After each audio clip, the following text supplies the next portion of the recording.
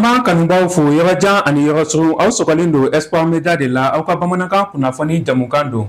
14 janvier 2022, 14 janvier 2026 o ye journée nationale de la souveraineté retrouvée. O kɔni b'an hakili jigi donba la donba mun n'a bɛ ɲɛnamaya Mali fantan naani bɛɛ lajɛlen san o san. Nin donba in na sa min ye waati mun na ni Mali sigiɲɔgɔn jamanaw y'a janfa. Waati mun na ni diɲɛmɔgɔ yɛrɛ fana y'i kɔ don Mali jamana na ka to a kelen na ka embargo kɔni sigi Mali kan sa. O moment de la bamananw b'a fɔ ko ni kulela ka kule ko ni ma maa ye k'i b'i yɛrɛ ye. Nin donba in de la maliyɛnden bɛɛ lajɛlen kɔni jɛra k'u yɛrɛ ye ɲɔgɔn fɛ ka wuli k'i jɔ ka jira k'a fɔ ko embargo min binna Mali kan k'olu kɔni ma jan n'a ye bi u ma jan n'a ye sini min ye ka nin waleya jugu in kɔni kɔn. O siratigɛ de la sa Mali premier ministre kɔrɔ Dr Choguel Kokala Mayiga ale kɔni minɛlen don ka bila kaso la a bɛ waati bɔ ale kɔni to kulikolo kaso bonba la yen nɔ sa ka min ye journée nationale de la souveraineté retrouvée ka souhaité maliyɛnden bɛɛ lajɛlen kelen-kelen n'a ye ka jira sa k'a fɔ k'ale kɔni bɛ mun ɲini maliyɛndenw fɛ. Nin don in na ni gɛlɛya jiginna Mali kan maliden bɛɛ lajɛlen kɔni wulila ka fara ɲɔgɔn kan ka kɛ kelen ye cogo mun na ko maliyɛnden bɛɛ lajɛlen kɔni ka to ɲɔgɔn bolo o cogo kelen na ale ka laɲini de ye o ye.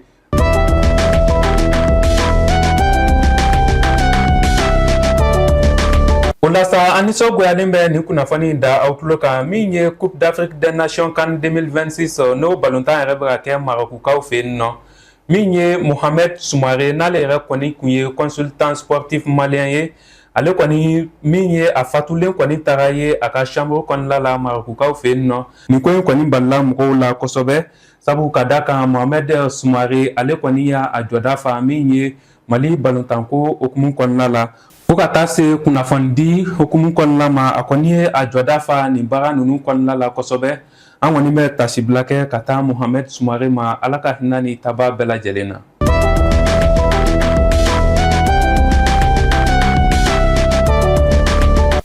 Rusikaw fɛ yen nɔ u ka minisiri mun ɲɛsinnen don u ka jamana ni jamana kɛrɛcɛ koɲa ɲɛnabɔliw ma ale kɔni ye bataki sɛbɛn ka bila ka bɔlɔlɔsira kan ka bɛn janvier kalo tile 13 ma san 2026 a ka kumakanw na sa a y'a jira k'a fɔ ko États-Unis jamana ɲɛmaa Donald Trump ale kɔni bɛ ka bagabaga wale mun ta ka ɲɛsin Iran jamana ma ka jira k'a fɔ sa a ka kumakanw na k'a kɔni bɛna ka soldasiw bila ka taa bi Iran jamana ɲɛmaa kɔni kan. Irisi jamana kɔni y'a jira sa k'a fɔ ko fɛn fɛn ye ka soldasiw bila ka taga Moyen-Orient yɛrɛ kɔnɔna la k'ale kɔni tɛna jan n'o ye cogo si de la.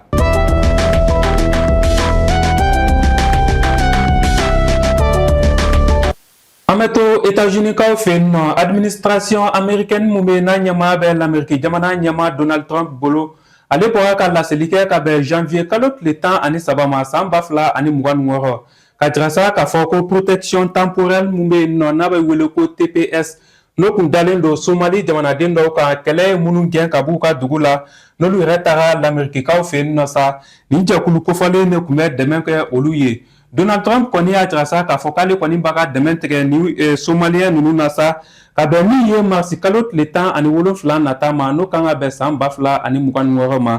ko ninnu Somaliyɛnw kɔni bɛ obligé n'u ye ka taga sɛbɛn de ta n'o bɛ wele ko visa soit u bɛ statut grec ta sinon k'olu kɔni bɛna gɛn sa ka bɔ États-Unis jamana kɔnɔna la. Nin de kɛra aw tulo garijɛgɛ ye nin dɔgɔkun kunnafoniw na aw k'an bɛn waati nataw la.